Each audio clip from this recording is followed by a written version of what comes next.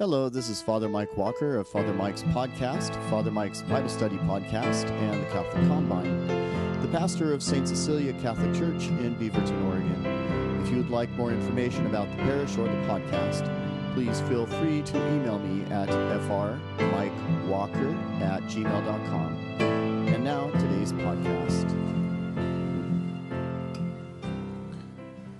Today's gospel is a long one. And for the next couple weeks, we're going to have some of those longer gospels. And these gospels are intended to demonstrate how people come to faith and they come to understand and to know who Jesus is and why he does what he does. So today I want to focus on three different aspects of this gospel.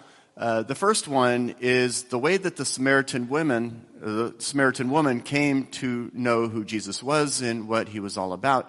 And you can see that reflected in her language. Because when she first meets Jesus, she just says, "You, a Jew." So she recognizes he's Jewish, but that's about it. There's no real understanding of anything more than that. And then in their conversation, she uses the word sir, but that is a sign of respect, actually. So remember, the Samaritans and the Jews really did not get along. So she did move from just recognizing him as a mere Jew to now someone who is a sir or a master or a lord. She kind of moves to that direction. And then later he talks to her about her husbands, and she says, "Oh, I see that you are a prophet." So now again, she's moved to a deeper level of her understanding of who Jesus is. And then later, she comes to know that he is the Messiah. And the Samaritans and the Jews had a concept of Messiah. It was a little different, but she did recognize him as the Messiah. And then later, when she went down and brought her people back, there was a description of how she described him, and that is the Savior of the world. So you can see these stages and steps along the way. And that really represents, for the most part, the way most of us have come to faith, or where we are at in the process of coming to faith. That people who are baptized as babies, for example, it's not expected that they're going to know everything there's to know about Jesus. And that's why it's important that the parents stand in for the faith of the child until the child grows and owns their own faith. And that's why you have godparents that are to assist in that process. For most of us, myself included, I knew something about Jesus when I was in grade school, and then later in high school I was able to understand things in a deeper level, then in college, and then seminary, and then life. That life has a tendency to do that, it's possible that people can have a real instantaneous conversion, but it's not the norm. The norm is that we continue to grow and learn and keep ourselves open so that Jesus can reveal himself to us more and more. I like to give the example of a marriage that when two people get married, they know quite a bit about each other at that point, but obviously there's more to grow and to learn. And if you wake up one day and think, I know everything that there's to know about my wife or my husband, then that's kind of a sad state, because the idea there is that there's supposed to be this continual growth in knowledge and understanding and love of the person you're with. So in a similar way, that's how our faith is intended to be as well.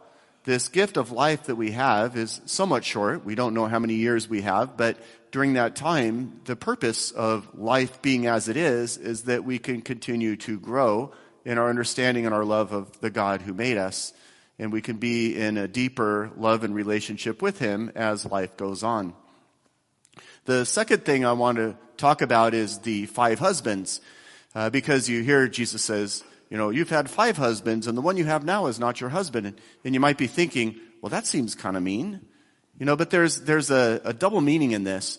Now, the Samaritans, that they were different than the Jews, and there was a historical reason for that happening. The northern part of Israel was conquered by the Assyrian Empire, and one of the things that ancient empires did is they would deport people, and then they would import people into the places that they conquered. And in this particular place, the Assyrians imported 5 different tribes of people into northern Israel.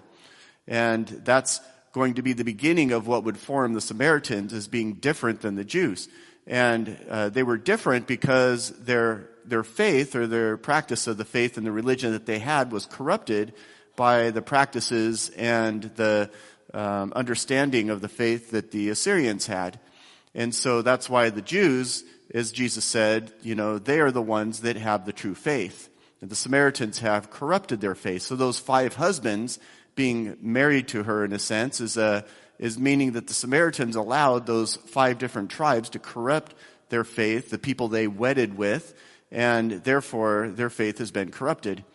Now, I think there's a lesson for that as well, that we are blessed in the Catholic faith that we have a continuation of faith that goes back to Jesus himself through the disciples and the apostles, and that being passed down through the ages. And it's also true that we have to preserve that we don't want to take for granted the faith that we have and the faith that we practice. And it is very easy for people to allow the things of the world or different and false ideas to corrupt what we have as people of faith. And one example of this is, think about whatever politics you might believe, and then think about your faith and see if they're exactly the same. Because if they're the same, that means that your politics have corrupted your faith. Or think about your philosophies of life or the culture that we happen to live in. If they're exactly the same as our faith, then that means something's been corrupted along the way. Sometimes it might be various things that get in the way of that, and so we do want to be careful about that. And even if we're good, faithful Catholics, it can be easy to substitute the external with the substance that really matters. It's pretty common, because we have a lot of signs and symbols and practices, that people can see those signs, symbols, and practices and then substitute those things for the faith itself. And then sometimes those things become superstitious in nature. Like it's not uncommon that people will use holy water in a magical way, getting gallons of holy water and then thinking, if I just drink the holy water, I'm going to be healed or something. And that's not what it's for. It's a reminder of our baptismal promises.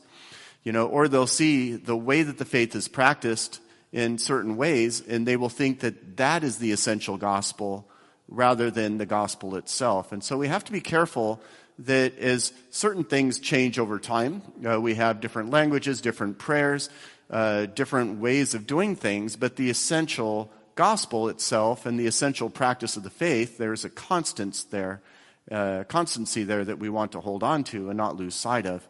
So I think that's another important part of this gospel, is recognizing the importance of us to hold on to and preserve the faith and the true faith that the Lord gives us, and to be open to his message and his gospel. Now, the last thing I want to look at is, before she ran off into town, she left this jar behind, the water jar that she originally came up there with. And that's symbolic as well.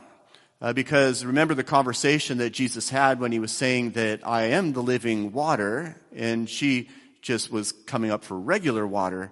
Well, the fact that she left the jar behind and then ran into town with this great and exciting news shows that she recognized Jesus for being the living water, and she no longer needed to rely on the water that would not satisfy.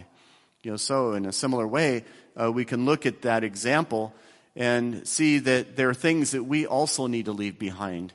And sometimes it might be different sins that we're holding on to.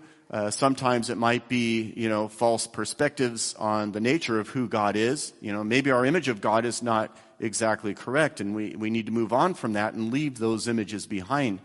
It might be several things in our past that we just have not let go of, and the forgiveness that we need to engage in. But whatever it is, all of us have those things in our life. And so we might want to consider that. What are the things that we need to leave behind so we can more fully accept the true Lord who comes to us and offers himself so freely to us? So in this week, those 3 things might be things we might keep in mind. And the first one is just to see where we're at when it comes to our growth in our faith. And if it's If it's not moving forward, then we need to do the work to allow that to happen through our prayer, through our study, and through our practice of the faith, through our charitable works.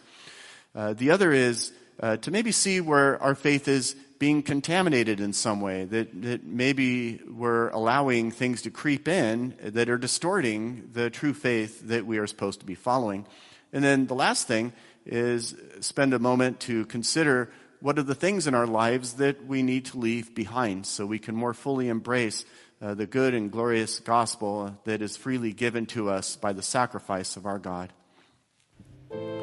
Thank you for listening to today's podcast. May God bless you and be with you as you live out your faith and serve the Lord this week.